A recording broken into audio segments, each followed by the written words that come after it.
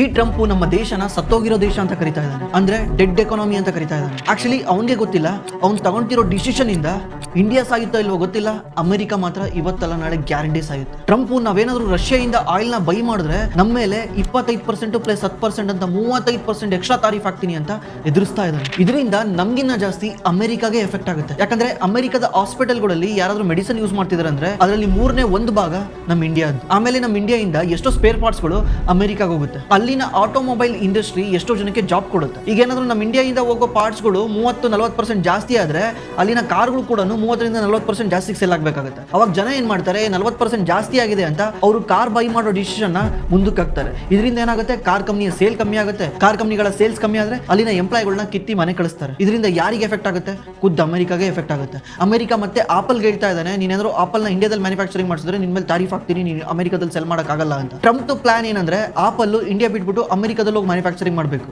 ಅಮೆರಿಕದಲ್ಲಿ ಹೋಗಿ ಮ್ಯಾನುಫ್ಯಾಕ್ಚರಿಂಗ್ ಮಾಡಿಸೋದು ಅಷ್ಟು ಈಸಿ ಅಲ್ಲ. ಯಾಕಂದ್ರೆ ನಮ್ಮ ಇಂಡಿಯಾದಲ್ಲಿ ಒಂದು ದಿವಸದ ಸಂಬಳ $500, ಅಮೆರಿಕದಲ್ಲಿ ಅದು $70,000 ಇದೆ. ಏನ್ ಟೆಕ್ನಾಲಜಿ ಯೂಸ್ ಮಾಡ್ಕೊಂಡ್ರು ಕೂಡ ಆಪಲ್ $1,00,000 ಸೆಲ್ ಮಾಡೋ ಆಪಲ್ ನ $3-4 ಸೆಲ್ ಮಾಡಬೇಕಾಗುತ್ತೆ. ಇದರಿಂದ ಆಪಲ್ ಯಾರು ಬೈ ಮಾಡ್ತಾರೆ? ಆಪಲ್ ಸೇಲ್ಸ್ ಡೌನ್ ಆದ್ರೆ ಯಾರಿಗೆ ತೊಂದರೆ ಆಗುತ್ತೆ? ಈ ಟ್ರಂಪ್ ಮಾಡ್ತಿರೋ ಈ ದೊಡ್ಡ ಕೆಲಸದಿಂದ ಇಂಡಿಯಾಗಿನ ಜಾಸ್ತಿ ಅಮೆರಿಕಾಗೆ ಎಫೆಕ್ಟ್ ಆಗುತ್ತೆ.